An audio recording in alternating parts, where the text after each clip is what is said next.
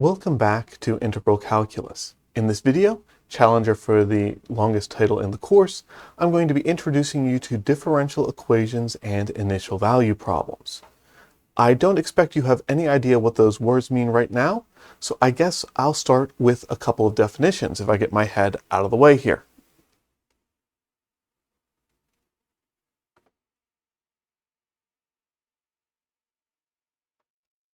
A differential equation is any equation which relates the value of a function, its independent variable, and one or more of its derivatives. For example, I might write that y prime equals x plus 2y. This is a differential equation. It has a function y, its independent variable x, and its first derivative y prime.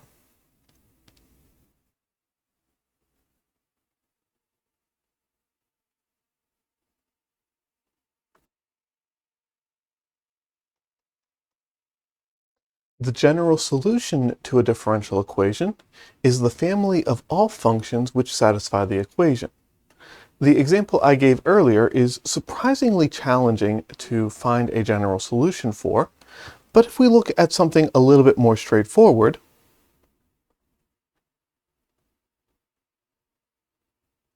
y double prime equals 2x plus 3, you'll notice in this case that y itself does not appear in the equation. You can correct for that if you are bothered by it by saying, oh, there's just a 0 times y there. But because it doesn't exist, that makes this a very easy differential equation to solve. We have a derivative, we have a bunch of just stuff. We can solve this equation by directly integrating. If I integrate on the left, I'll have y double prime dx, and if I integrate on the right, I will have 2x plus 3 dx. If two functions are equal to each other, their indefinite integrals are going to disagree by, at most, an arbitrary constant. On the left-hand side, the fundamental theorem of calculus tells us that the integral of a function is what you differentiated to get that function, and what you differentiate to get y double prime is y prime.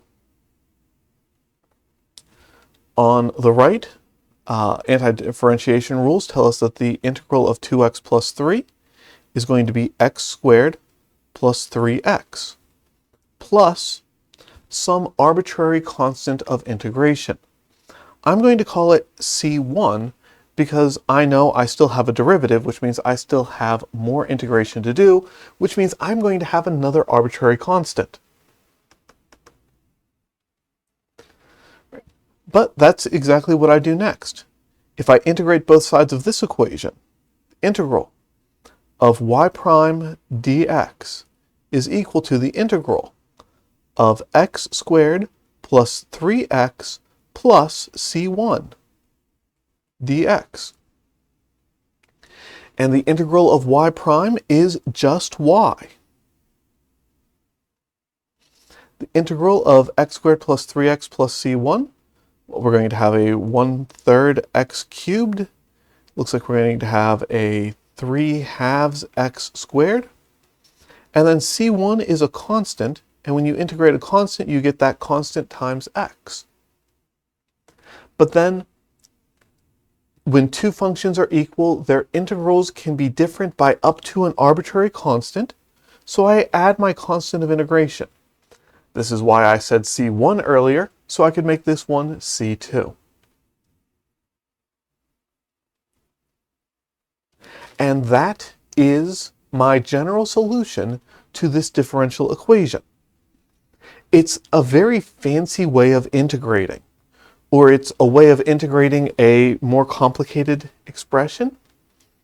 In this particular case, I started out with a second derivative. Because I started with a second derivative, I ended with two arbitrary constants of integration. If I started with a first derivative, I would have one arbitrary constant. If I started with a third derivative, I'd have three arbitrary constants. But that's exactly what it means.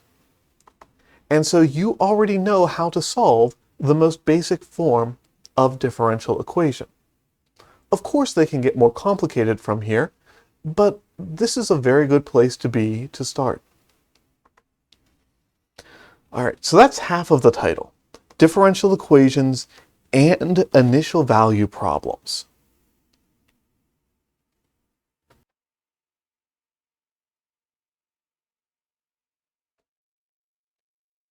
An initial value problem is a differential equation coupled with one or more initial conditions.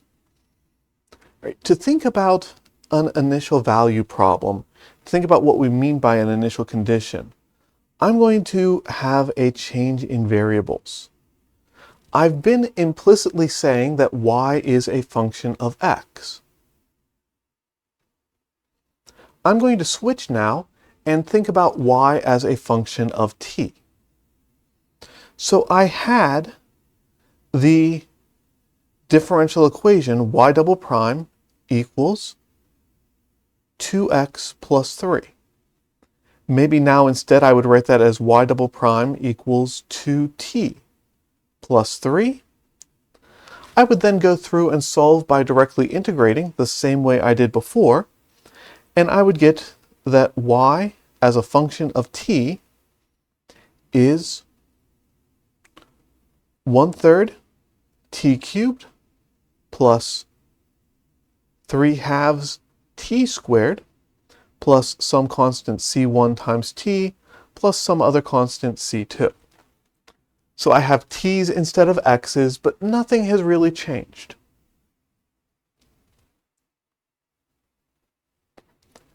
But the advantage here, now that I'm writing y as a function of t, it makes sense.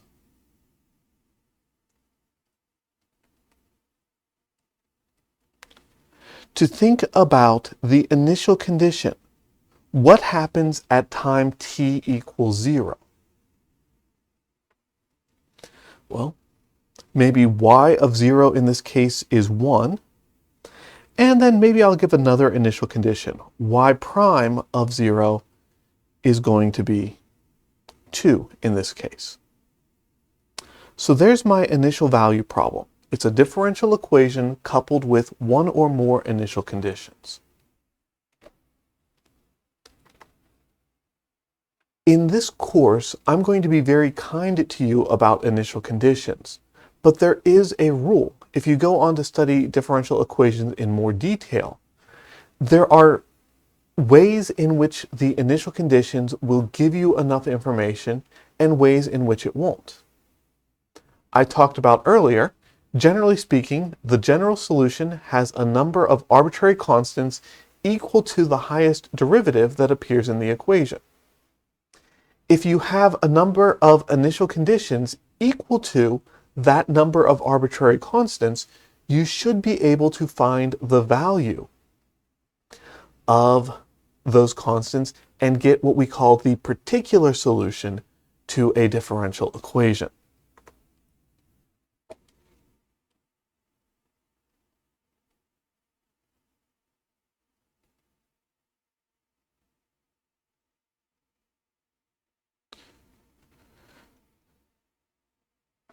Right, so real quick here, the particular solution to an initial value problem is the unique solution to the differential equation, which also satisfies the initial conditions. Again, in general, you cannot guarantee that an initial value problem will have a particular solution. We're not going to worry about it for right now because if we are careful in how we establish these, that will never be an issue. And I'd rather focus on the mechanics than the theory. If you go on to take a full course in differential equations, that might be a different story. All right. But to find the particular solution, we start with the general solution, and then we just evaluate. We have here the general solution, y of t. If I plug in t equals 0, I get 0 plus 0 plus 0 plus C2. So the only way for y of 0 to equal 1 is if C2 is equal to 1. All right, I don't quite have enough space to fit this on the screen, so I'm going to do my best. I need to have the derivative, which I know I have somewhere written down earlier, but I can't go back and find it real quick while writing this down.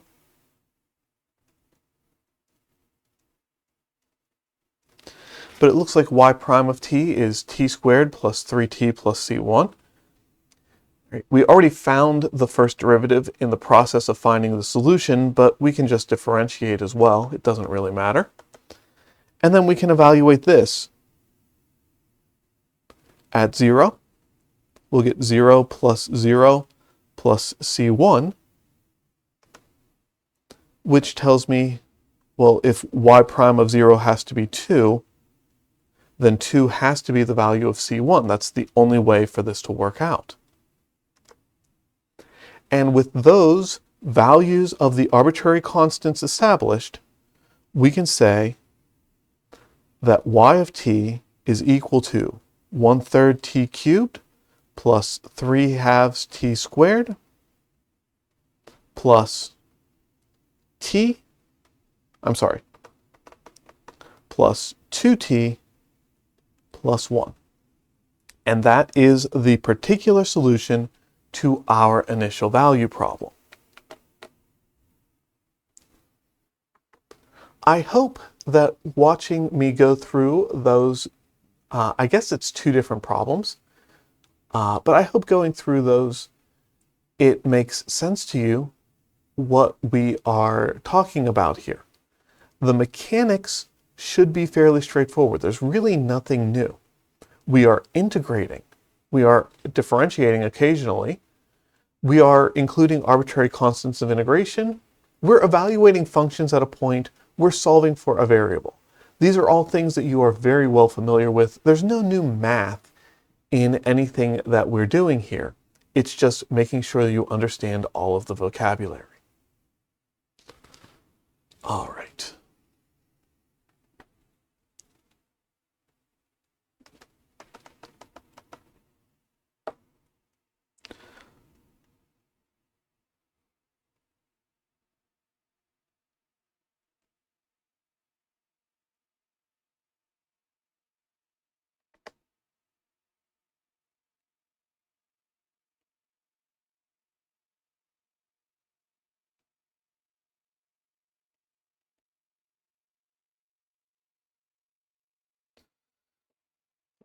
So here's one for you to take a couple of minutes to think about.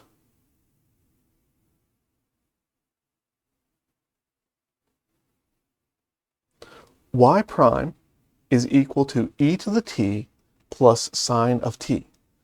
A little bit more challenging than the polynomials that we looked at in the previous video, but not too bad. And I've got the differential equation has a first derivative. It's what we call a first order differential equation. So it should only need one initial condition. In this case, I'll give you the initial condition, y of 0 equals 1. Take a couple of minutes, see what you can do with that, and I'll see you in the next video.